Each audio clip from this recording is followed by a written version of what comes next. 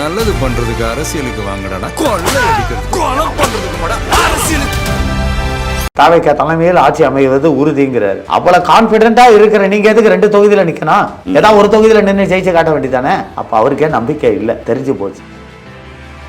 தாவேக்கா வேட்பாளர்லாம் பாத்தீங்கல்ல, அவங்க மேல விமர்சனம் எப்படி வருதுன்ட்டு. கஞ்சா வியாபாரி, பாலியல் தொல்லை, இவங்களை எல்லாம் வேட்பாளராக போட்டிருக்காங்க. இந்த 5000 ரூபாய் பணம் கொடுத்தாங்கல்ல, அது வாங்கினவங்க இம்பாக்ட் பண்ணாதுன்னு நினைக்கிறீங்களா தேர்தல்ல? இத்தனை நாளா கோடை காலம் வரல, இப்ப 4.5 வருஷம் முடிஞ்சு தேர்தல் போதுதான் இவருக்கு கோடை காலம் வருதான்னு ஒரு பொம்பளை கேட்குது. இன்னைக்கு இதெல்லாம் பஸ்ல ஏறி லெட்டர்லாம் கொடுத்துக்கிட்டு இருக்கானுங்க மேட்டூர்ல திமுக காரன். என்னவோ இவங்க அப்பா வீட்டு காசை தூக்கி கொடுக்குற மாதிரி. இப்போ இருக்கிற ஃபைனான்ஸ்காரங்களை பூரா கோயம்புத்தூர்ல கொண்டு போய் இறக்கி விட்டுருக்காங்க, கரூர்ல. அது மட்டும் கிடையாது, ஒரு டென்ட் ஒன்று ஏற்பாடு பண்ணி அங்கே கொண்டு போய் சில முக்கியமான பல ஆட்களை கொண்டு போய் அங்கே அடைச்சி வச்சு தேர்தல் வரைக்கும் அவங்க வெளியில் போகக்கூடாது. அவங்களுக்கு 3 வேளை சாப்பாடு, 3 வேளை கோட்ரு. திருமாவளவனும் ஒரு ஆளாவே சேர்க்காதீங்க, அது ஒரு ஜால்ரா கேஸ். ஸ்டாலின் என்ன சொல்றாரு, அதை அப்படியே எழுதி கொடுக்கறத படிக்கிறது தான் திருமாவளவனோட வேலை. கள்ளக்குறிச்சியில் அவன் ஆளுங்க தானே அங்கே 56 பேர் செத்தான். ஏதாவது கேள்வி கேட்டார் அவரு? ஸ்டேஷன் உள்ள போது சிவாவோட ஆளுங்கள நேருவோட ஆளுங்க அடிக்கிறாங்க. அப்ப என்ன புடுங்கிறதுக்கு நீ கையில நீ சட்டம் ஒழுங்க வச்சிருக்க? அப்ப காவல்துறை என்பது ஒரு பொம்மை மாதிரி நீ கையில வச்சிருக்க.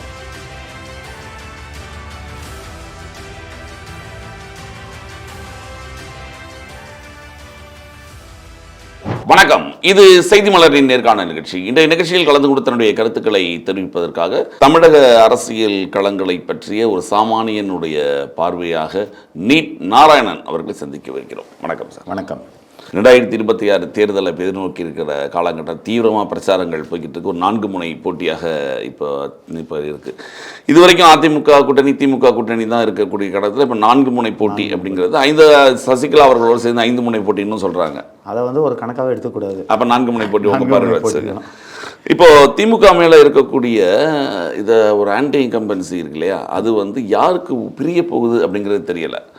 ஆனால் திமுக ரொம்ப தைரியமாக சொல்கிறாங்க, நாங்கள் எங்களுடைய 4-5 ஆண்டு கால சாதனைகளை சொல்லியே நாங்கள் வந்து ஓட்டு கேட்போம் அப்படின்னு. சரி, எது சார் சாதனைன்னு சொல்கிறது? இன்றைக்கி அரசாங்க ஊழியர்களை வந்து பழைய பென்ஷன் திட்டத்தை கொண்டு வரேன்னு சொல்லி புதிய பென்ஷன் திட்டம்னு ஒன்று கொண்டு வந்து கண் துடைப்புக்கு அதை கொண்டு வந்து, அதாவது சந்தாவை பிடிக்கப்படாத பென்ஷன் திட்டத்தை விட்டுட்டு சந்தாவை பிடிச்சி அவங்க பணத்தை அவங்களுக்கு கொடுக்க போகிறது தான் பழைய பென்ஷன் டீமோட இது முதல் அடி. 2வது வந்து போக்குவரத்து துறையில் இன்றைக்கி வந்து 3500 பேர் போஸ்டிங் போட்டிருக்காங்க. எல்லார்கிட்டையும் 9 லட்ச ரூபா, 7 லட்ச ரூபாலேருந்து 9 லட்ச ரூபா வரைக்கும் வாங்கிட்டு போஸ்டிங் போடப்பட்டுள்ளது. நம்பரே கொடுத்துட்டாங்க, அவங்க கன்ஃபார்ம் தான். இருந்தாலும் 7லேருந்து 9 லட்ச ரூபா வரைக்கும் வாங்கிட்டு கொடுத்துருக்காங்க. ஆனால் இன்றைக்கி போக்குவரத்து துறையோட தொழிலாளர்களுடைய பிரச்சனைகள் எதுவும் தீர்க்கப்படலை.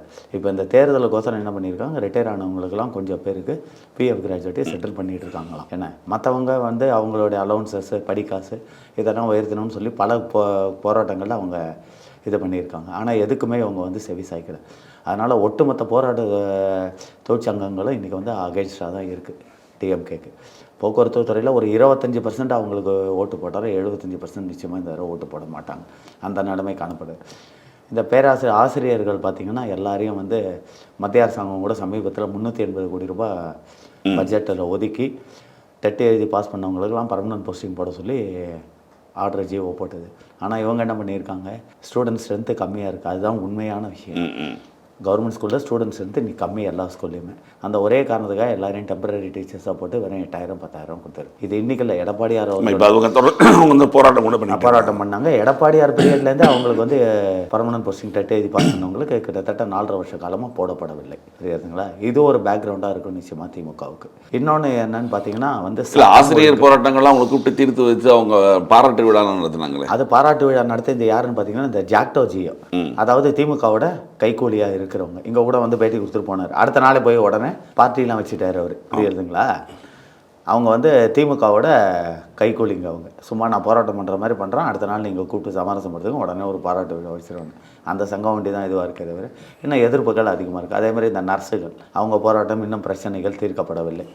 நான் என்ன கேட்குறேன், இப்போ உங்களுக்கு தெரியாததில்லை, இவங்க வந்து நான் வந்தால் பர்மனன்ட் பண்ணுறேன் இது பண்ணுறேன்னு சொல்லி ஒரு அறிவிப்பு தான் வெட்டியிருக்காரு தவிர இது வரைக்கும் எந்த இதுக்காவது ஜிஓ பாஸ் பண்ணியிருக்காரா? இப்போ போக்குவரத்துறை தொழிலாளர்கள் கொடுக்க வேண்டியதுக்கு ஏதாவது நிதி ஒதுக்கியிருக்கேன்னு சொல்லியிருக்காரா? நிதி ஒதுக்கியிருக்காரா? இல்லை, எதுவுமே செய்யலை. அப்போ இந்த வாக்குறுதிகளை எப்படி போன தேர்தலில் சொன்னபடி இதுவும் காற்றுல பறக்காதுன்னு என்ன நிச்சயம்? அப்போ எப்படி நம்புவாங்க அந்த தொழிலாளர்கள்? பொதுவா எப்பயுமே அரசு ஊழியர்கள் ஆசிரியர்கள் எல்லாமே திமுகவுக்கு ஆதரவாக தான் இருப்பாங்க. ஆனா தபால் ஓட்டுகள் பொதுவாக திமுக ஃபர்ஸ்ட் ரவுண்டு பாத்தீங்கன்னா ஒரு 2-3 ரவுண்டு வந்து திமுக தான் எப்பயுமே அப்படிதான், ஏன்னா தபால் ஓட்டுகள். ஆனா இந்த தடவை அதை வந்து எதிர்பார்க்க முடியாது. புரியுதுங்களா? இப்போ இபி டிபார்ட்மெண்ட் எடுத்துக்கிட்டிங்கன்னா 15,000 பேரை எடப்பாடியார் அவர்கள் இந்த கஜா புயலில் வந்து போகும்போது 15,000 பேருக்கு வந்து இலவசமாக போஸ்டிங் போட்டு போனார். எக்ஸாம் எழுத சொல்லிட்டு 24 மணி நேரத்தில் எடப்பாடியார் அவர்கள் செஞ்சுட்டு போனார். அதுவே அந்த ஆளுக்கு ஒரு புண்ணியம், பெரிய புண்ணியம். அந்த மாதிரி இவர் ஏதாவது செஞ்சுருந்தா பரவாயில்ல. இன்னொன்று பார்த்தீங்கன்னா சட்டம் ஒழுங்கு தமிழ்நாட்டில் கேட்கவே வேண்டாம். இப்போ அண்ணா நகரில் நிற்கிற திமுக வேட்பாளர் யார்? சிற்றரசு. ஏற்கனவே ஒரு பேர் ஒரு கஞ்சா கேஸில் அடிபட்டுதா, இந்த எஸ்டி கொரியர் இதில் கஞ்சா கருத்துன இதில் அப்பேற்பட்ட வேட்பாளர் கொண்டு அண்ணா நகரில் போட்டிருக்கோம். ஏன்னா இந்த தடவை திமுகவில் கொடுக்கப்பட்ட வேட்பாளர்கள் எல்லாருமே பார்த்தீங்கன்னா சிற்றரசுலாம் ஒரு உதயநிதியோட ஆட்கள், உதயநிதியோட ரைட் ஹேண்டு. புரியுதுங்களா? அதனால தான் வந்து ஸ்டாலின் வந்து முக்கியமான ஆளுங்களை ஒதுக்கிட்டார். அதாவது இப்போ ராணிப்பேட்டையில் பார்த்தீங்கன்னா காந்தி, விழுப்புரத்தில் பொன்முடி. ஆனால் அவங்க பிள்ளைங்களுக்கு தான் கொடுத்துருக்காரு. இருந்தாலும் அவங்கெல்லாம் ஒதுக்கப்பட்டவங்களாம் ஒதுக்கப்பட்டிருக்காரு. இல்லை குடும்பத்துக்கு ஒன்று போயிடுச்சு. எப்படி இருந்தாலும் பொன்முடிக்கு இல்லைனாலும் பொன்முடி பையனுக்கு போயிடுச்சு. அதனால அவங்களுக்கு ஒன்றும் பிரச்சனை கிடையாது. ஆனால் இதில் பார்த்தீங்கன்னா முக்கியமான வேட்பாளர் யாருன்னா செந்தில் பாலாஜி. கரூரில் முன்னாள் போக்குவரத்துறை அமைச்சர் விஜயபாஸ்கர் வெற்றி உறுதி ஆயிடுச்சு. என்னை கூட சமீபத்தில் பார்த்து பேசினாரு, என்னை பிரச்சாரத்துக்கு கூட கூப்பிட்டுருக்காரு. அவர் வெற்றி உறுதியாகி விட்டது. அதனால செந்தில் பாலாஜி இப்போ வந்து கோயம்புத்தூர்ல போய் நிற்காங்க. ஆனால் அங்கே என்ன நீங்க அப்படி சொல்றீங்க, அவங்க என்ன சொல்றாங்க தெரியுமா? செந்தில் பாலாஜிக்கு தொகுதி மாறினதுக்கு கரூர்ல வெற்றி உறுதி செய்யப்பட்டு அதுக்கப்புறம் கோயம்புத்தூர்ல போய் கோயம்புத்தூரோட வெற்றிக்காக போயிட்டாரு. அவங்க வெற்றிக்காக போகல, அவங்க வேற ஒரு லாஜிக்ல அவங்க போட்டிருக்காங்க கோயம்புத்தூர்ல. அதாவது செந்தில் பாலாஜி ஒரு தொகுதியில் செந்தில் பாலாஜி அங்கே நிற்க வச்சு ஜெயிக்க வச்சுட்டா டோட்டல் இப்போ வந்து அங்கே வந்து மெஜாரிட்டி பார்த்தீங்கன்னா ஏடிஎம்கேவும் பிஜேபியும் தான். ஏடிஎம்கே 10 தொகுதியிலையும் ஏடிஎம்கே கையில் இருக்குது. பிஜேபி போன தடவை அண்ணாமலைஜி வந்து 4,60,000 ஓட்டு வாங்கினார். ஸோ இவங்க 2 பேருக்குமே அங்கே ஓட்டு வங்கி நிறையா இருக்குது. இதை உடைக்கணும்னா செந்தில் பாலாஜி தான் சரியான ஆளுன்னு சொல்லி கொண்டு போய் அவரை வந்து கோயம்புத்தூர் மேற்கில் போட்டிருக்காங்க போல இருக்கு. தெற்கு அம்மன் போன தடவை இவங்க தொகுதியில் போட்டிருக்காங்க. அம்மன் அர்ஜுனன் எதிர்த்து நிற்கிறார் போல இருக்கு. அவரும் ஸ்ட்ராங்கான வேட்பாளர். புரியுதுங்க? அம்மன் அர்ஜுனன் அங்கேயே பிறந்து வளர்ந்த அந்த ஏரியாக்காரர். அதனால வந்து இவன் பருப்பானா.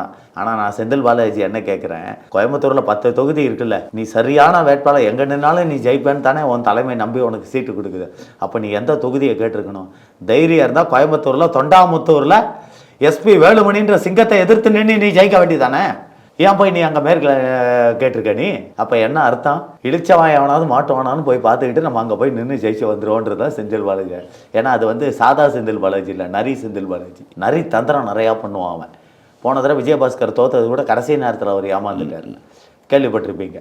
நைட்டு 12 மணிக்கு ஆளுங்களெல்லாம் கூப்பிட்டு வீட்டுக்கு கொண்டு போய் கொலுசை கொடுத்துருக்கான். இந்த அந்த வேலைகள்லாம் இவங்க எல்லாமே பார்க்குறாங்கல்ல. யாரும் என்ன பண்ணுறான் தெரியுமா? கோயம்புத்தூரில் இப்போ இருக்கிற ஃபைனான்ஸ்காரங்களை பூரா கோயம்புத்தூரில் கொண்டு போய் இறக்கி விட்டுருக்காங்க கரூரில். அது மட்டும் கிடையாது, ஒரு டென்ட்டு ஒன்று ஏற்பாடு பண்ணி அங்கே கொண்டு போய் சில முக்கியமான பல ஆட்களை கொண்டு போய் அங்கே அடைச்சி வச்சு தேர்தல் வரைக்கும் அவங்க வெளியில் போகக்கூடாது. அவங்களுக்கு 3 வேளை சாப்பாடு, 3 வேளை கோட்ரு, டெய்லி அவங்க வீட்டுக்கு. ஈரோடு தொகுதியில் அப்படி தான் பண்ணாங்க. அதான் சொன்னேன். ஈரோடு தொகுதியில் அதிமுக வேட்பாளர் அடைச்சு வச்சாங்கன்னு சொன்னாங்க.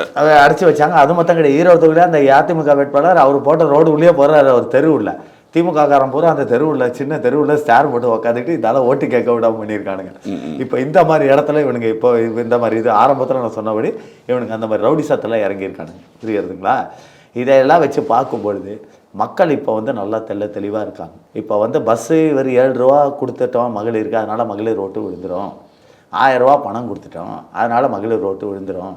இப்போ போகிறதுக்கு 5000 ரூபா நாங்கள் பணம்ங்கிறது தேர்தலில் இம்பாக்ட் பண்ணாதுன்னு நினைக்கிறீங்களா நீங்கள்? எது இந்த 5000 ரூபாய் பணம் கொடுத்தாங்கல்ல, ஆமாம், அது வாங்கினவங்க இம்பாக்ட் பண்ணாதுன்னு நினைக்கிறீங்களா தேர்தலில்? அதை ஒன்றுமே இம்பாக்ட் பண்ணலை. அவங்க வந்து அதை வந்து ஒரு பொருட்டாகவே நினைக்கல. அதை கொடுக்கும்போது பெண்கள் என்ன சொன்னாங்க தெரியுமா? இத்தனை நாளாக கோடை காலம் வரலை, இப்போ 4.5 வருஷம் முடிஞ்சு தேர்தல் போது தான் இவருக்கு கோடை காலம் வருதான்னு ஒரு பொம்பளை கேட்குது அன்றைக்கி. இதெல்லாம் பஸ்ஸில் ஏறி லெட்டெல்லாம் கொடுத்துக்கிட்டு இருக்கானுங்க மேட்டூரில் திமுககாரன். என்னவோ இவங்க அப்பா வீட்டு காசை தூக்கி கொடுக்குற மாதிரி. அப்போ என்ன அர்த்தம்? திமுக என்பது ஒரு நாடக மேடை. தேர்தலுக்கோசரம் இவங்க செய்கிற நாடக மேடை.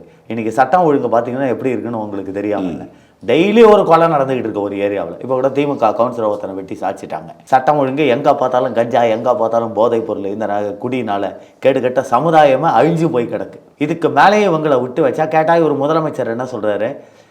போதைப் பொருள் ஒழிப்புக்கு மத்திய அரசாங்கம் நடவடிக்கை எடுக்க வேணும்ட்டு. யார் சார் முதல்ல நடவடிக்கை எடுக்கணும்? திருமாவளவன்லாம் என்ன சொன்னாரு, தேசிய மது கொள்கை வந்து நீங்க தேசிய அளவுல நீங்க வந்து திருமாவளவனும் ஒரு ஆளாவே சேர்க்காதீங்க. அது ஒரு ஜால்ரா கேஸு. ஸ்டாலின் என்ன சொல்றாரு, அதை அப்படியே எழுதி கொடுக்கறத படிக்கிறது தான் திருமாவளவனோட வேலை. கள்ளக்குறிச்சியில் அவன் ஆளுங்க தானே அங்கே 56 பேர் செத்தான். ஏதாவது கேள்வி கேட்டார் அவரு? போலீஸ் ஸ்டேஷனுக்கு பின்னாடியே விற்க விட்டான்.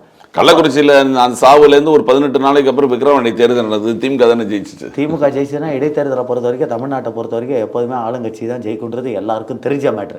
ஏன்னா வந்து இந்த ஆளுங்கட்சி இடைத்தேர்தல் வந்தால் இந்த 5 வருஷம் நமக்கு வந்து இந்த 2-3 வருஷம் நமக்கு எதுவும் கிடைக்காம போயிடுமோ, எதிர்த்து ஓட்டு போடலான்னு சொல்லி மக்கள் வந்து அந்த தேர்தலில் போடுறது எல்லாருக்கும் சகஜம் தான். ஏடிஎம்கே இருக்கும்போது கூட நீங்கள் பார்த்துருப்பீங்க. டிஎம்கேல போன திருமங்கலம் தேர்தலில் அப்படி தான் டிஎம்கே வந்தது. ஏடிஎம்கே பீரியடில் ஏடிஎம்கே இடைத்தேர்தலில் ஜெயலலிதா ஜெயிச்சாங்க, எத்தனை பேர் ஜெயிச்சிருக்காங்க. அந்த மாதிரி இடைத்தேர்தல் என்பது வந்து ஒரு தேர்தலாகவே நம்ம பார்க்கக்கூடாது. ஏன்னா அது ஆளுங்கட்சிக்கு ஃபேவரட்டாக தான் இருக்கும். அதே சமயத்தில் விட்டு கொடுக்கவும் மாட்டாங்க. புரியுதுங்களா? எவ்வளோ செலவு பண்ணியாவது அதை தக்க வச்சுக்கணும் தான் அவங்க பார்ப்பாங்க. அதனால இடைத்தேர்தல் ரிசல்ட்டை வச்சு நம்ம சொல்ல முடியாது. இப்போ டிஎம்கேக்கு அதாவது 1996ல் ஜெயலலிதா அவருடைய ஆட்சி மேலே மிக கடுமையான விமர்சனங்கள் இருந்து நான் பார்த்தோம். ஆமாம். அதுக்கப்புறம் 2011 திமுக ஆட்சி மேலே மிக கடுமையான விமர்சனம். அது நம்ம அலை வந்து வெளியிலே தெரிந்தது. அது போல இப்ப இருக்கிற மாதிரி தெரியல. அந்த அளவுக்கு மாதிரி தெரியலன்னா இவங்களை வந்து இவங்களுக்கு சாதகமான மீடியாக்களை வச்சு அதை மறைச்சிக்கிட்டு இருக்காங்க. புரியுதுங்களா உங்களுக்கு? இன்னைக்கு சட்டம் ஒழுங்குன்னு கேட்டால் இவர் என்ன சொல்றாரு? நான் என்ன கேட்குறேன் முதலமைச்சர் அவர்களை, சட்டம் ஒழுங்கு மத்திய அரசாங்கம் போதைப் பொருள் ஒழிப்புக்கு நடவடிக்கை எடுக்கணும்னு சொல்றாருல. அப்ப இங்க இருக்கிற காவல்துறை யார் கையில இருக்கு? உன் கையில தானே இருக்கு. அப்ப அந்த சட்டம் ஒழுங்கா முதல்ல மாநிலத்துல பார்க்க வேண்டியது இந்த பஞ்சாயத்து அரசா இல்ல அந்த இவர் சொல்ற அந்த ஒன்றிய அரசா கேட்கிறேன். அப்ப நீ தானே முதல்ல சட்டம் ஒழுங்கா பாதுகாக்கணும். ஏன் சார் திருச்சியில வந்து சிவாவோட ஆளுங்க கம்ப்ளைண்ட் கொடுக்க போறாங்க, ஸ்டேஷன் உள்ள போது சிவாவோட ஆளுங்கள நேருவோட ஆளுங்க அடிக்கிறாங்க. அப்ப என்ன புடுங்கிறதுக்கு நீ கையில நீ சட்டம் ஒழுங்கா வச்சிருக்க? அப்ப காவல்துறை என்பது ஒரு பொம்மை மாதிரி நீ கையில் வச்சிருக்க. அதாவது இவர் சொன்னால் ஆட்டி படைக்கிற மாதிரி. ஏன் என்கிட்ட பார்க்குற போலீஸ்காரங்களே சொல்கிறாங்க, சார் எங்களால் வேலை செய்ய முடியல, ஸ்டேஷன் உள்ள வந்து நாங்கள் கையெழுத்து போட்டோமா, அவங்க சொல்கிற இடத்துல போய் நின்னோமா, அதை வந்து நாங்கள் பார்க்குறோம். ஒரு சாதாரண பிட் பாக்கெட் வந்து ஸ்டேஷனில் ஒரு இன்ஸ்பெக்டர் மிரட்டுறான், சார் என்ன அடிச்சிருவியா நீ, அடிச்சா நீ என்ன கொலை பண்ண முயற்சி பண்ணேன்னு சொல்லி நான் கேஸ் போடுவேன். இல்லை சட்டம் ஒழுங்கு பற்றி எல்லாருமே பேசுகிறாங்க. அதை விட இன்னும் அதிருப்திகள் பல இடங்களில் வந்து இந்த பேருந்து நிலையங்கள்லாம், பேருந்து நிலையங்கள் பார்த்தீங்கன்னா அதுதான் பெரிய தமிழ்நாட்டில் பெரிய ப்ளஸ் மைனஸ் பாயிண்ட்டே டிஎம்கேக்கு அதுதான். இப்போ கள்ளக்குறிச்சியில் பார்த்தீங்கன்னா அன்றைக்கி போய் நான் இறங்குறேன், நைட்டு ஒரு 8:30 மணி இருக்கும், சாப்பிட கூட இல்லை. சரி இறங்கி டிஃபன் சாப்பிட்லாம் அப்படின்ட்டு இறங்குறேன், ஒரு கடை கிடையாது, பஸ் ஸ்டாண்டு இருட்டோன்னு கிடக்கு. கண்டக்டரை கேட்குறேன், நான் கள்ளக்குறிச்சி இறங்கணும் சார் அப்படின்னு. இதாங்க கள்ளக்குறிச்சி அப்படிங்கிறாரு. என்னங்க இதான் கள்ளக்குறிச்சிங்கிறீங்க, எவ்வளோ கடத்தல் இருக்கும் அப்படின்னா, அது இங்கேருந்து ஒரு 10 கிலோமீட்டரில் இருக்குங்க அப்படின்னு. அப்புறம் இறங்கிட்டு ஒருத்தர் டிராஃபிக்கை குறைக்கிறதுக்காக இப்போ திருச்சி கூட நீங்கள் பார்த்தீங்கன்னா பஞ்சப்பூர்ல இருக்கு. பஞ்சப்பூர்லையா? பஞ்சப்பூர் போயிருக்கீங்களா? 10 கிலோமீட்டர் இங்கேருந்து. நீங்க போகல? போனேன். போயிருக்கீங்க. போய் எப்போ போய் இறங்கினீங்க? நைட்ல? ஆமா நான் நைட்ல போனேன். எத்தனை மணிக்கு போய் இறங்கி? நைட்டு ஒரு 11 மணி இருக்கும். ஆனால் அங்கேருந்து வண்டி அப்படியே உடனே கிளம்பிட்டீங்க. ஆனால் அந்த 11 மணிலேருந்து ஒரு 1 மணி வரைக்கும் அங்கே இருந்து பார்த்தீங்கன்னா அங்கே சங்கதி உங்களுக்கு தெரியும். உங்களுக்கு மலேரியா வரணும்னு நினைச்சீங்கன்னா அந்த பஸ் ஸ்டாண்டில் தான் நீங்கள் உட்காந்துருக்கணும். ஓ பஞ்சப்பூரில் அவ்வளவு கொசுக்கள் இதுவா? ஏன்னா ஏரிக்குள்ள கட்டியிருக்காங்க. எங்கே நீங்கள் ஒரு தான் இந்த மாதிரி குஷன் சீட்டு போட்டிருக்காங்க. சீட்டு ஒண்டி தான் குஷனு. 1 மணி நேரத்துக்கு ஒரு தடவை கிளீன் பண்ணிட்டு இருக்காங்க. இந்த பந்தாவுக்கெல்லாம் அங்கே பிரச்சனையே கிடையாது. ஆனால் நீங்கள் எங்கே உக்காந்தாலும் எங்கே படுத்தாலும் கொசு புடுங்கி எடுத்துட்டு வெளியில வரதுக்குள்ள காலெல்லாம் வெள்ளையாயிடும். நைட்டு பஸ்ல வந்து இறங்குறோம், 1 மணி நேரம் கூட அங்கே உட்கார முடியல அவனால. இதுல இன்னொன்று என்னன்னு பார்த்தீங்கன்னா, அங்கே பஞ்சாப்பூருக்கு வந்து பிரைவேட் பஸ்ஸஸ்க்கு பர்மிஷனே இன்னும் கொடுக்கல. ஆனால் பிரைவேட் பஸ்காரன் தான் ஃபுல்லாக ஸ்ரீரங்கம் டு பஞ்சாப்பூர் ஓட்டிக்கிட்டு இருக்கான். கவர்மெண்ட் பஸ் 100% பஸ்ஸை கட் பண்ணிட்டாங்க. ஸ்ரீரங்கம் டு ஜங்ஷன் வந்த பஸ் எல்லாம். அந்த பஸ் ஸ்டாண்ட் இன்னைக்கு பார்த்தீங்கன்னா தேவையில்லாதது. திருச்சியை பொறுத்த வரைக்கும் ஜங்ஷன்ல இறங்கினா ஒரு 1/2 கிலோமீட்டர் கூட இல்லை. ஆனால் நெரிசல் போக்குவரத்து ரொம்ப அதிகம். நெரிசல் எதனால வருது சார்? பிரைவேட் ஓம்னி பஸ்ங்களால வர. இப்பயும் பஸ் ஸ்டாண்டுக்கு வெளியில நிக்குதே எல்லா பஸ்ஸும். இங்கே நிக்கிறது மட்டும் கிடையாது சார். இப்ப நைட்ல அந்த ஸ்ரீரங்கம் பஸ்காரெல்லாம் இந்த பிரைவேட் பஸ்காரெல்லாம் பாத்தீங்கன்னா அந்த திருச்சி ஜங்ஷனுக்கு வெளியில நிறுத்துவான். கரெக்டா அந்த அவனுக்கு வந்து என்னதான் விசில் அடிச்சாலும் போவே மாட்டானுங்க. அந்த சீட்டு ஃபுல்லாகிற வரைக்கும் அங்கேயே நிறுத்திக்கிட்டு விசில் அடிச்சு வா ஸ்ரீரங்கம் கூப்பிட்டுக்கிட்டே இருப்பானுங்க. இந்த ஓம்னி பஸ்காரன் நைட்டில் என்ன பண்ணுவான் தெரியுமா? மெட்ராஸ் வண்டி எல்லாம் கூட்டிட்டு போய் அங்கே நிற்பான். 8 மணிக்கு ஒருத்தனை கூப்பிட்டு, சார் 8 மணி என் டைம் வண்டி சார், 400 ரூபா தான் டிக்கெட், ஏறி உட்காருங்க, புஷ்பேக் சீட்டுன்னுவான். அவன் ஏறி உட்காந்து ஒரு 10 நிமிஷத்தில் தூங்கிடுவான். 9:30 மணி வரைக்கும் அதே பஸ் ஸ்டாண்ட்லேயே நிற்கும் வண்டி. புரியுதுங்களா? இந்த மாதிரிலாம் பண்ணால் இதெல்லாம் கண்ட்ரோல் பண்ணாலே டிராஃபிக் ஈஸியாக கிளியர் பண்ணலாமே. ஏன் அந்த கவர்மெண்ட் செய்ய மாட்டேங்குது? இந்த முதலமைச்சரை பொறுத்த வரைக்கும் காவல்துறையை கட்டுப்படுத்த தெரியாத கையால் ஆகாத முதலமைச்சர் தான் மு.க. ஸ்டாலின். புரியுதுங்களா? இல்லைன்னா கள்ளக்குறிச்சி போலீஸ் ஸ்டேஷனுக்கு பின்னாடி அவன் சாராயம் விற்பானா சார்? கேட்குறேன். இப்போ திருமாவளவன் சொல்றாரு சட்டம் ஒழுங்கு நன்றாக இருக்கு, இதுக்கு மத்திய அரசாங்கம் நடவடிக்கை எடுக்க வேண்டும்னு. திருமாவளவனுக்கு அசிங்கமா இல்லையா? புதுக்கோட்டை வேங்கவேல் கிராமத்து இதில் இத்தனை நாளாக நடந்த கேஸில் யார் மேலே பழிய போட்டாங்க? கடைசியில் இவன் ஜாதிக்காரன் மேலேயே பழிய போட்டாங்க. அப்போ கூட இந்த திருமாவளவனுக்கு வெக்கம் இல்லை. கேட்டால் எல்லாரும் தான் எங்களை பேசுகிறாங்க, நாங்கள் என்ன பண்ண முடியும்? அப்புறம் எதுக்கு அந்த கூட்டணியில் இருக்க? அவங்க என்ன சொல்றாங்க, நாங்கள் தொடர்ந்து போராட்டங்கள், அரசுக்கு தவறு செய்தால் போராட்டங்கள். போராட்டங்கள் மூலமா நீ எந்த போராட்டத்தில் நீ வெற்றியை கண்ட அதை சொல்லு. இப்போ வேங்கவேல் இதில் அவங்க ஆளுங்களை கைது பண்ணாங்களே, அதில் போராட்டம் பண்ணி அவங்களுக்கான நியாயத்தை நீ வாங்கி கொடுத்தியா? நீ வாங்கி கொடுக்கல இல்ல. அப்புறம் நீ எதுக்கு பேசுற? போராட்டம்ன்றது எல்லாரும் தான் பண்றான். போராட்டம்ன்றது எல்லாரும் தான் பண்றான். அந்த போராட்டம் என்பது வெற்றி அடைஞ்சாதான் அது முழுமையா நிறைவேறிதான் அர்த்தம். நீ சும்மா 4 பேரை வச்சு கொடியை பிடிச்சி நீ போராட்டம் பண்ணிட்டா உடனே அது வெற்றி கிடையாது. அது எல்லாரும் பண்றது தான். ஏடிஎம்கேவும் பண்ணும், டிஎம்கேவும் பண்ணும், பாட்டாளி மக்கள் கட்சியும் பண்ணும், எல்லா கட்சியும் தான் பண்ணும். அது அரசியலில் ஒரு சகஜமான வேலை. அதை போய் நான் போராட்டம் பண்ணேன், நான் தான் முதல் போராட்டம் பண்ணேன்னா அப்போ உன் கூட்டணியில் நீ அந்த கூட்டணியில் தானே இருக்க. அப்போ உன் ஆளே பாதிக்கப்பட்டிருக்கான. இதுக்கு என்ன கேள்வி கேட்கிறாரு இவரு? இப்போ ஜெகன் மூர்த்தியார் இருக்காரு, அவருக்கு கேவி குப்பம் தொகுதி கொடுத்துருக்காங்க. 3 தொகுதி அவர் கேட்டது உண்மை, ஆனால் ஒரு தொகுதின்னு கொடுத்துருக்காங்க. அவர் ஏன் சைலண்டாக இருந்தாலும் இந்த திமுக கூட்டணி நமக்கு ஒத்து வராதுன்னு சொல்லி தான் அவர் ஒரு தொகுதி போதுன்னு சரின்னு சைலண்டாக வாங்கிட்டாரு. ஆனால் நீ என்ன பண்ண? இன்னைக்கு தேமுதிகவுக்கு 10 தொகுதி கொடுத்துருக்காங்க.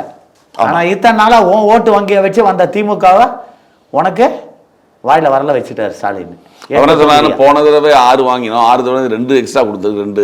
சரி, போன தடவை தேமுதிக இருந்தது அந்த கூட்டணியில இல்ல. இன்னைக்கு புதுசா தானே வந்திருக்காங்க. புதுசா வந்தவங்களுக்கு 10 தொகுதி நீ ஏன் கொடுக்குறீங்கன்னு இவர் கேட்க வேண்டியதானே? அவங்களுக்கு 8 கொடுத்துட்டு எங்களுக்கு 10 கொடுங்கன்னு இவர் கேட்க வேண்டியதான். ஏன் சார் கேட்கல? அந்த 8லயே அவங்களுக்குள்ள சிட்டிங் எம்எல்ஏ 3 பேருக்கு தரல போட்டுருக்கு. டிஎம்கே சிட்டிங் எம்எல்ஏ 3 பேருக்கு தரலன்றது வேற விஷயம். இல்ல, அது உள்ளுக்குள்ள புகைச்சால இருக்கு. அது மொத்தம் கிடையாது. அந்த 8 தொகுதியிலுமே திருமாவளவன் கட்சி 7 தொகுதியில தோக்குறது உறுதியான தொகுதியா கொடுத்துருக்காங்க. ஒன்று கள்ளக்குறிச்சி காட்டுமன்னார் கோயில் அவர் நிக்க போறதா சொல்றாங்க. எம்பிக்கு நின்றுட்டு நீ எதுக்கு எம்பி? இப்ப எம்பி தேர்தல் முடிஞ்சு 1 வருஷம் தான் ஆகுது. இப்போ இவங்க எம்பியா நிக்கிறாங்க, எம்எல்ஏக்கும் நிக்கிறாங்க. நீ எதுக்குன்னா ஏன்னா அங்க வேட்பாளர் இல்லை நிக்கிறதுக்கு. தாவைக்கால யாரையாவது போட்டால் தோத்துருமோன்ற பயம் வந்துருக்கு. ஏன்னா ஆப்போசிட்ல நிற்கிறது பாட்டாளி மக்கள் கட்சி. புரியுதுங்களா? அங்கே ஏடிஎம்கேல முருகுமாரன்ட்டு முன்னாள் எம்எல்ஏ, அவருக்கு தான் சீட்டு கொடுக்கறதா இருந்தது. ஆனால் அவரை இப்போ தூக்கி திட்டக்குடி தொகுதியில் போட்டிருக்காங்க. அதனால் இவருக்கு அங்கே ஃபேவரட்டாக இருக்குன்ட்டு பாமக கூட இருந்தால் நம்மளுக்கு ஒரு அலை அடிக்குன்றதுக்காக, எந்த காரணத்தை கொண்டு பாமக ஜெயிச்சிடக்கூடாதுன்றதுக்காக இவர் அங்கே கிளம்புறாரு. அப்போ உன்னை நம்பி எம்பி தேர்தலுக்கு ஏற்ப ஓட்டு போட்டாங்களா? அந்த மக்களோட கதி என்ன? இப்போ ரிசைன் பண்ணி தானே தரணும். அதை ரிசைன் பண்ணி ஆகணும், மறுபடியும் ஒரு தேர்தலை சந்திக்கணும். இதனால எவ்வளோ பொருட்கள் செலவு இதெல்லாம் ஆனால் இப்போ ஏற்பட்ட ஆளுங்களை அந்த தொகுதி மக்கள் தேர்ந்தெடுக்கிறாங்க. பொதுவாகவே 2 தொகுதியில் நிற்கிறதே ஒரு பெரிய ஒரு தவறான விஷயம். 2 ஜெயிச்சு 1 ரிசைன் பண்ணி திருப்பி இன்னொரு தேர்தல் பெரம்பூரும் இதுவும் நிற்கிறாங்க. மக்களோட வரிப்பணங்கள் தான் சார் போறது. ஜெயலலிதா அம்மாவும் அப்படிதான், ஜெயலலிதா அம்மாவும் அப்படிதான் நின்னாங்க. ஆனால் அவங்க ஒரு தொகுதி புவனகிரி தொகுதி அருளுக்கு கொடுத்துட்டாங்க. அதுக்கப்புறம் ஒரு தொகுதி தான் அவங்க நின்னுது. இப்போ தாவைக்கா தலைவர் விஜய் அவர்கள் நிற்கிறாரு. அவர் என்ன சொல்றாரு? தாவைக்கா தலைமையில் ஆட்சி அமைவது உறுதிங்கிறாரு. அவ்வளோ கான்ஃபிடென்ட்டாக இருக்கிற நீங்கள் எதுக்கு 2 தொகுதியில் நிற்கணும்? ஏதாவது ஒரு தொகுதியில் நின்று ஜெயிச்சு காட்ட வேண்டியதானே? அப்போ அவருக்கே நம்பிக்கை இல்லை, தெரிஞ்சு போச்சு. தாவைக்கா வேட்பாளர்லாம் பார்த்தீங்கல்ல, அவங்க மேலே விமர்சனம் எப்படி வருதுன்ட்டு. கஞ்சா வியாபாரி, பாலியல் தொல்லை, இவங்களையெல்லாம் வேட்பாளராக போட்டிருக்காங்கன்ட்டு. இதில் பார்த்தா ஆதவ அர்ஜுனா வேறு 6 கோடி கேட்குறான், 5 கோடி கேட்குறான்ட்டு ஒரு நியூஸ் வந்திருக்கு. அது உண்மையா இல்லையான்னு நமக்கு தெரியாது. இருந்தாலும் இப்போ பேசப்படலாம், அது உண்மை, அது எல்லாரும் பேசப்படலாம். அதெல்லாம் உண்மை நம்ம சொல்ல முடியாது. புரியுதுங்களா? காங்கிரஸ் சொல்றாங்க, ஜோதிமணி சொன்னாங்க காங்கிரஸ்ல இப்போ பணம் வாங்கிட்டு உண்மையிலே வாங்கிட்டான், செல்வ பிறந்தக வாங்கிட்டான். அது கன்ஃபார்ம். செல்வ பிறந்தகை பொறுத்த வரைக்கும் வாங்காமல் சீட்டு கொடுக்க மாட்டான். அதனால தான் அவன் டெல்லி போயிருக்கான் இப்போ கன்ஃபார்மோட லிஸ்ட்டோட. இப்போ அதனால தான் காங்கிரஸில் போராட்டம் பண்ணிட்டு இருக்காங்க. இந்த 28 தொகுதி காங்கிரஸ் லிஸ்ட் வந்தவொடனே பாருங்க எவ்வளோ பெரிய பிரச்சனை நடக்க போகுது. செல்வ பிறந்த ஒரு பெண் நிர்வாகி தீ குளிக்க முயற்சி பண்ணாங்க வாசல்ல, சத்தியமூர்த்தி பொன் வாசல்ல போராட்டம். அதனால இப்போ செல்வ பிறந்தகை ஸ்ரீபெரும்புதூர் நிற்க போகிறது இல்லை. ஆனால் வேற ஏதாவது தொகுதியை தான் அவன் செலக்ட் பண்ணியிருப்பான். இதில் என்ன பார்த்தீங்கன்னா செல்வ பிறந்தகை நிச்சயமாக காசை வாங்காமல் இது பண்ண மாட்டான். இப்போ இன்றைக்கா நாளைக்கா நிச்சயமாக காங்கிரஸ் லிஸ்ட்டு வெளியிடுறதுக்குள்ள இந்த வேட்புமனு தாக்கலுக்குள்ளே எவ்வளோ பிரச்சனை நடக்குதுன்னு பாருங்களேன். சத்தியமூர்த்தி பவன்லேருந்து எல்லாத்துலேயும் கொளுத்திக்கிட்டு அடிச்சுக்கிட்டு நிற்பாங்க. புரியுதுங்களா? இந்த காங்கிரஸ் நாசமாக போனதுக்கு காரணமே ஒன்று இந்த சிதம்பரம் பையன். அவன் வந்து உண்மையிலே காங்கிரஸ்காரன் கிடையாது, திமுககாரன். திமுக பொதுக்குழு நடந்தா இவன் போய் பார்த்தேன். சிதம்பரம் தானே கடும் முயற்சி எடுத்து கடைசி திமுகவோட அலையன்ஸ் வச்சு. அது மட்டும் இல்லை, திமுக பொதுக்குழு பார்த்தீங்கன்னா முக்கியமான ஆள் யாருன்னா சிதம்பரம் உட்காந்துருப்பாரு. நீங்கள் அது நிறைய இதில் பார்த்துருப்பீங்க. நிறைய பேர் கேட்டிருக்கான் அதை கூட, நீ காங்கிரஸ்காரனா இல்லை திமுககாரனாட்டு. புரியுதுங்களா? இப்போ அவர் பையன் அங்கே இருக்கார் எம்பியா. இப்போ கூட ஏதோ குண்டு வச்சாங்களாம் அவர் ஆஃபீஸில். வைக்காமல் என்ன பண்ணுவான் இந்த மாதிரிலாம் பண்ணினா. அதனால் இப்போ தாவேகா தலைவர் வந்து என்ன பண்ணுறாரு, நாங்கள் தான் ஆட்சி அமைப்பது உறுதின்றாரு. உறுதினா இப்போ என்ன நடக்க போகுது? நீ உறுதினா நீ ஸ்ட்ராங்காக இருக்கிறோம், அந்த மனநிலை இருக்கிறோம், நீ என்ன பண்ணும்? இல்லை இப்போ தாவேகாவோட விஜயோட ஓட்டு யாரோட ஓட்டை பிரிப்பாருன்னு அதாவது புரியல. ஆனால் எனக்கு இது வரைக்கும் தேர்தல் வந்து தமிழ்நாடோட பாலிசியை ஒன்று தெரிஞ்சுக்கோங்க. திமுக அண்ணா திமுக ஒன்று இது இல்லைன்னா இது, இந்த 2 ஓட்டும் வந்து எங்கேயுமே பிரியாது. ஏன்னா அதுக்கு போடுறவங்க வந்து அதை மாறவே மாட்டான். மெயினாக டவுனில் இல்லை, கிராமத்தில் பார்த்தீங்கன்னா வெறி பிடிச்சிருப்பான். அவன் என்ன தான் பிடிக்காத வேட்பாளராக இருந்தாலும் பிடிக்காத ஆளாக இருந்தாலும் சரி, ஜென்ம எதிரியாகவே இருந்தாலும் சரி, அங்கே தான் கொண்டு போய் குத்துவான். புரியுதுங்களா? இதில் டார்கெட் என்னன்னா இளைஞர்கள் ஓட்டு இல்லை. ஆனால் இந்த விசில் சின்னத்தை பற்றி சொல்கிறோம். ஒரு காலத்தில் வந்து ஒரு எழுத வேண்டியிருந்ததெல்லாம் இருக்குது. இப்போ சோஷியல் மீடியா ஜாஸ்தியான உடனே போய் சேர்ந்துருது. இல்லைன்னு நான் சொல்ல வர்றேன். இதுக்கு ஒவ்வொரு வீட்லேயும் விஜய் இருக்கான் அப்படிங்கிற, ஒவ்வொரு வீட்லேயும் ஒரு பையன் இருக்கான், அவ்வளவுதான். மற்றபடி வந்து அந்த வீட்டில் திமுக அவங்க அப்பா திமுகவில் இருப்பார், அதுக்காக போய் உடனே போய்ட்டு விஜய்க்கு ஓட்டு போட்டுவார் அவர். அதெல்லாம் நடக்காது. இளைஞர்கள் ஓட்டு பிரியும், அது கன்ஃபார்ம். ஆனால் இளைஞர்கள் ஓட்டுனா இதில் மெயினாக இருக்கிறது யார்கிட்ட? திருமாவளவன், இன்னொருத்தர் நம்மளுடைய அண்ணன் சீமான் அவர்கள், இவங்கள ஓட்டெல்லாம் தான் மெயினாக பிரிய போகும். டிஎம்கேல மெயினான இளைஞர்கள். அது டிஎம்கேல கூட மாற மாட்டான். ஏன்னா வந்து அவன்லாம் வந்து அதிலே வாங்கி தின்னு பழக்கப்பட்டவன், அதனால் அவன் மாற மாட்டான். டிஎம்கேலையும் ஏடிஎம்கேலையும் இளைஞர்கள் இருந்து இப்போ கொஞ்சம் குறைவாக தான் இருக்காங்கன்ற மாதிரிலாம் தகவல் சொல்கிறாங்க. குறைவாக இருந்தாலும் இவங்க 2 பேரும் மாற மாட்டாங்க. புரியுதுங்களா? அதனால வந்து பெண் வாக்காளர்கள், இளைய தமிழ் இந்த புது வாக்காளர்கள்லாம் இருக்காங்கல்ல, அவங்கெல்லாம் விஜய்க்கு ஆதரவாக இருக்காங்க. அவங்க விஜய்க்கு ஆதரவாக இருக்கலாம், இல்லைன்னு சொல்ல வரல. அது வந்து யாருக்கு மைனஸ் பாயிண்ட்னா டிஎம்கே கூட்டணிக்கு தான் மைனஸ் பாயிண்ட்டாக இருக்கும். புரியுதுங்களா? ஏன்னா வந்து பிஜேபி ஓட்டை பொறுத்த வரைக்கும் பிஜேபி ஓட்டு அப்படியே தான் விழும். அதில் வந்து பிரிக்கிறதுக்கு வேலையே கிடையாது. ஏன்னா அது ஒரு தனி டீம். அந்த மக்களோட இது இல்லை. இப்போ இப்படி வச்சு பாருங்களேன், திமுகவுக்கு எதிரான ஓட்டு இருக்குல்ல, ஆளும் கட்சிக்கு அதிருப்தி ஓட்டு, அதிருப்தி ஓட்டுகள் இப்ப மொத்தமா யாருக்கும் போறது இல்ல. ஏடிஎம்கே போது, விஜய்க்கு போது, நாம் தமிழர் போதுன்னா டிஎம்கேவோட வெற்றி கொஞ்சம் ஈஸியா எளிதாகாது. ஏன்னு கேட்டீங்கன்னா வந்து இப்போ போன எம்பி தேர்தலில் வந்து பிஜேபி அதிமுக கூட்டணி இருந்திருந்தால் 44% ஓட்டு. அதில் வந்து 33 தொகுதி வந்து வெற்றி வாய்ப்பு இருந்தது. இவங்க பிரிஞ்சதுனால தான் வெற்றி வாய்ப்பு போச்சு. இப்போ அதை பார்த்தீங்கன்னா கூட ஒரு 4% ஓட்டு, 44%ல் விஜய் 4% ஓட்டை பிரிக்கிறான்னே வைப்போம். ஸோ பிஜேபி அதிமுக கூட்டணி 40% ஓட்டு சர்வ சாலிடாக இருக்குது. இப்போ போன தடவை டிஎம்கே ஜெயிச்சது எத்தனை வாக்கு வித்தியாசத்தில்? 36%. ஆனால் ஏடிஎம்கே ஜெயிச்சது 33%. ஏடிஎம்கே 3% ஓட்டில் தான் தோற்றுது. இப்போ அந்த 3% வந்து இளைஞர் ஓட்டை வந்து விஜய் பிரிச்சுட்டான்னா அப்போ டிஎம்கே எப்படி ஜெயிக்க முடியும்? ஸோ வந்து ஏடிஎம்கே வந்து சாலிடாக வந்துடும். புரியுதுங்களா? 40ல் இன்னும் 2 குறைச்சா கூட 38 சாலிடாக அவங்க வரத்துக்கு சான்ஸ் இருக்குது. ஆனால் என்ன ஒன்றுன்னா, இப்படி வேணும்னா நடக்கிறதுக்கு வாய்ப்புண்டு. அதாவது வந்து தனி மெஜாரிட்டியில் உட்கார முடியாத அளவுக்கு வாய்ப்புண்டு. புரியுதுங்களா? பணத்தாலேயோ இல்லை வேறு மறைமுக செயல்களாலேயோ எதுலையாவது ஓட்டை பிரித்தாதான் உண்டே தவிர டிஎம்கேக்கு எந்தவித சாதகமும் இதுவும் கிடையாது. இப்போ தேர்தல் அறிக்கை கூட பார்த்தீங்க, ஏடிஎம்கே கொடுத்த தேர்தல் அறிக்கை தான் அப்படியே டிஎம்கேல கொடுத்துருக்காங்க. அவர் சொன்னால் அதே 2000 ரூபா, அவர் சொன்னால் அதே 10,000 ரூபாய்க்கு 8000 ரூபா. என்ன ஆனால் இதில் என்னன்னா, டிஎம்கே வந்து இப்போ ஆளும் கட்சினால அவங்க ரூபாயை கொடுத்துட்டாங்க. பட் இவங்க கொடுக்க போறாங்க அப்படிங்கிற எப்படி மாறும்? ஒருவேளை கொடுத்ததுக்காக வாய்ப்பு இருக்கு. அதாவது வந்து இப்போ வந்து ஜெயலலிதா அம்மையார் அவர்கள் இருக்கும்போது அவங்க கொடுத்த வாக்குறுதிகள் வந்து எல்லாமே வந்து நடைமுறைப்படுத்த முடியும்னா தான் அவங்க கொடுப்பாங்க. அதை செயல்படுத்தி காட்டினாங்க. உண்மையா இல்லையா? அதாவது அம்மா உணவகம் திட்டத்திலேருந்து, பெண்களுக்கு வந்து சைக்கிள் திட்டத்திலேருந்து, தாலிக்கு தங்கம் திட்டத்திலேருந்து எல்லா திட்டத்தையும் அந்த அம்மா வந்து சொன்னபடி செஞ்சு காட்டினாங்க. அது எடப்பாடி பீரியட்லேயே அவர் தொடர்ந்து கொடுத்துக்கிட்டு இருந்தார். அதாவது படித்த மடிக்கணினிலேருந்து ஒவ்வொரு வருஷமும் கரெக்டாக கொடுத்துட்டாங்க. ஆனால் இவர் அதை செஞ்சாரா? இப்போ 4.5 வருஷம் கழிச்சு மடிக்கணினி கொடுத்து மடிக்கணினி இளைஞர்களுக்கு வழங்கப்பட்டிருக்கிறது. புரியுதுங்களா? இதெல்லாம் வந்து தேர்தலுக்காக இவங்க செய்கிற ஐவாஷ். இப்போ இத்தனை போன 5 வருஷம் நீங்கள் சொல்கிறது மக்கள்கிட்ட ரியாக்ட் ஆகுதான்னு கேட்குறேன். ரியாக்ட் ஆகாது. ஏன்னு மக்கள்கிட்ட ஏடிஎம்கேவோட வாக்கு வந்து ரியாக்ட் ஆகும், டிஎம்கேவோட வாக்கு ரியாக்ட் ஆகாது. ஏன்னா போன 5 வருஷத்துல இவர் சொன்னதில் 99% செஞ்சுட்டேன்னாரு. ஆனால் 99% செய்யலை. அது உங்களுக்கே தெரியும். நீட்டை பற்றி சொன்னார், நீட்டுக்கு சூட்சமும் தெரியும்னாரு.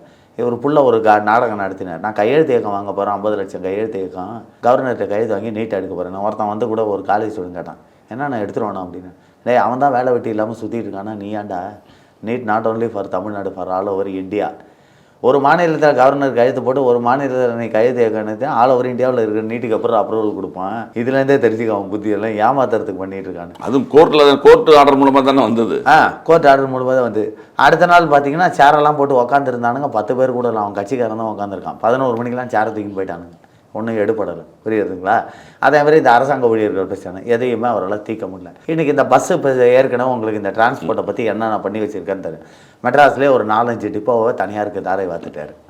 எல்லாமே கான்ட்ராக்ட் டிரைவர்ஸு.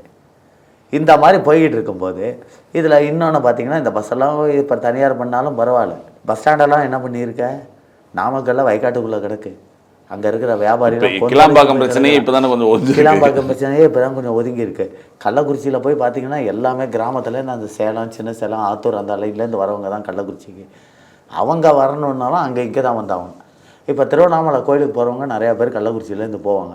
அவங்கெல்லாம் அந்த பழைய பஸ் ஸ்டாண்ட் பக்கத்தில் இருக்கிறவங்க, அந்த சக்கராபுரம் சைடில் இருக்கிறவங்களாம் ஈஸியாக வந்து பழைய பஸ் ஸ்டாண்டில் வந்து ஏறிக்கிட்டு இருந்தாங்க. இப்போ அவன் என்ன பண்ணானா, அங்கேருந்து வந்து அங்கே ஒரு டவுன் பஸ்ஸை பிடிச்சி ப்ரைவேடு. இதில் இந்த டவுன் பஸ்ஸை விடாமல் இதில் என்ன பண்ணியிருக்காங்கன்னா, பேருக்கு 2 மகளிர் இலவச பேருந்தை விட்டுட்டு புது பஸ் ஸ்டாண்டுக்கு மீதி எல்லாத்துக்கும் மினி பஸ்ஸை பர்மிட் கொடுத்துட்டானுங்க. ஈரோடு ரயில்வே ஸ்டேஷனில் போய் பார்த்தீங்கன்னா உள்ளே வரும் கவர்மெண்ட் பஸ்ஸு. இப்போ ஒரு கவர்மெண்ட் பஸ் கூட ரயில்வே ஸ்டேஷன் உள்ளே வருதில்லை. எல்லாமே மினி பஸ்ஸுக்கு பர்மிட் கொடுத்து அவன் வந்து டிக்கெட் எடுத்துன்னு போகிறான் ட்ரெயின் டைமுக்கு. இந்த மாதிரி வந்து தனியாருக்கு தாரை வாக்கப்பட்டிருக்கு டிரான்ஸ்போர்ட் டிபார்ட்மெண்ட்டு. இன்னொரு 5 வருஷம் இவர் இருந்தாருன்னு வச்சுக்கோங்க, டோட்டலாக கவர்மெண்ட் டிரான்ஸ்போர்ட்டே அவுட்டு, தனியார்கிட்ட தான் எல்லாமே இருக்கும். அதில் இப்போ இந்த வால்வோ பஸ்ன்னு ஒன்று விட்டார். ஆமாம், இது பேரையாக கெடுத்துட்டாரு. எலக்ட்ரிக் பஸ் கூட எலக்ட்ரிக் பஸ்ஸு வால்வோ ஒன்று விட்டுருக்காரு இங்கேருந்து நாகர்கோயிலுக்கு. அது சொல்கிறாரு ஒரு டிரைவர். நான் அதில் வந்து வால்வோவை பொறுத்த வரைக்கும் அந்த வால்வோ கம்பெனியில் ட்ரைனிங் எடுத்து அதுக்கான லைசன்ஸ், அதுக்கான பர்மிட் லைசன்ஸ் வாங்கினவங்க தான் அதை ஓட்ட முடியும். எல்லாருக்கிட்டையும் கொடுத்துட மாட்டாங்க வால்வோவை. அதில் லைசன்ஸ் வாங்கின டிரைவரே ஒருத்தர் சொல்கிறார், சார் இது வந்து மேக்ஸிமம் ஸ்பீடே வந்து ஸ்டார்டிங் ஸ்பீடே 120 போகணும். ஆனால் இவங்க லாக் பண்ணி வச்சு வெறும் 80 தான் சார் போகிறது. நாகர்கோவில் போகிறவன் எப்போ சார் போய் சேருவான்? மதுரைக்கே எவ்வளோ நேரம் ஆகும்? அப்போ என்ன பண்ணுவான், எல்லாம் ப்ரைவேட் பஸ்ஸில் தான் போவாருப்பா. புரியுதுங்களா? இன்றைக்கி வந்து நீங்கள் சொன்னபடி வந்து இன்றைக்கி ப்ரைவேட்டை வளர்த்து விட்டு வேடிக்கை பார்த்துட்டு இருக்கார். ஆனால் இவர் என்ன சொல்கிறாரு, ரயில்வே ப்ரைவேட்டில் கொடுக்குறாங்க, இதை பிறகு மத்திய அரசாங்கத்தையே எப்போ பார்த்தாலும் குறை சொல்லிட்டு இருக்கிறாங்க. இருந்தாலும் இவன் முதுகில் இருக்க அழுக்க இவன் பார்க்க மாட்டேங்கிறானே. ஸோ இது எல்லாமே தேர்தலில் இது எதிரொலிக்கும் நிச்சயமா. கண்டிப்பாக மெயினாக வந்து பஸ் ஸ்டாண்டு மேட்ரு எதிரொலிக்கும். தர்மபுரி கூட நான் சொல்லியிருந்தேன், ஒரு இதில் பேசியிருந்தேன், நீங்கள் பார்த்துருப்பீங்க. அதாவது தர்மபுரி இது முக்கியமாக சொல்லி ஆகணும். இவருடைய நிர்வாக சீர்கேடு, ஒரு நிர்வாக திறமற்ற ஒரு முதலமைச்சர். நிர்வாகம்னா என்னன்னு தெரியாத முதலமைச்சர் இந்த ஸ்டாலின். தர்மபுரி பழைய பஸ் ஸ்டாண்ட் வந்து வருஷத்துக்கு வந்து 8.5 கோடி ரூபாய் வருமானம் நகராட்சிக்கு. இப்போ அந்த இடம் கட்டப்பட்டிருக்கிற புது பஸ் ஸ்டாண்ட் வந்து ஒருத்தன் 5 கிரவுண்ட் இடத்த சிஎன்ஜி நிறுவனம்ட்டு ஒரு ஃபைனான்சியர், சினிமாக்கெல்லாம் ஃபைனான்ஸ் பண்ணுறான். அந்த இடத்த இலவசமாக கொடுத்துட்டு பஸ் ஸ்டாண்டு கட்டி முடித்தவொடனே 25 வருஷத்துக்கு டோட்டலாக கான்ட்ராக்ட் அவனே எடுத்துட்டான். உள்ளே வெறும்னா பேருக்கு ஒரு 5 கடையை கட்டி விட்டுட்டு வேறு கடைகளே கிடையாது. ஏன்டான்னு கேட்டால் சுற்றி இருக்கிற 150 ஏக்கர் கிரவுண்டும் அவனுடைய இடம். அந்த 25 வருஷத்துக்குள்ளே அந்த ஏரியாவை டெவலப் பண்ணி கோடியாக பணம் பார்க்கறதுக்கு 8.5 கோடி ரூபாய் வருமானம், நகராட்சிக்கு வர வருமானத்தை விட்டுட்டாங்க. ஆனால் அந்த பஸ் ஸ்டாண்டு இருக்கிற இடம் எது தெரியுமா? ஒரு ஊராட்சிக்கு சொந்தமானது. அந்த ஊராட்சிக்கு வெறும் அவன் வருஷத்துக்கு 54 லட்ச ரூபா கட்டினா போதும். அப்போ 8.5 கோடி ரூபாய் வருமானத்தை விட்டுட்டு வெறும் 54 லட்ச ரூபாய்க்காக ஒரு கோடீஸ்வரனோட சுயநலத்துக்காக நீ உதவி பண்ணியிருக்கேன்னா, அப்போ நீ என்ன நிர்வாகம், உனக்கு என்ன திறமை இருக்குது முதலமைச்சராக உட்கார்றதுக்கு? You are unfit for this post. என்னை பொறுத்த வரைக்கும் CM Stalin is the unfit for the post, for the CM post.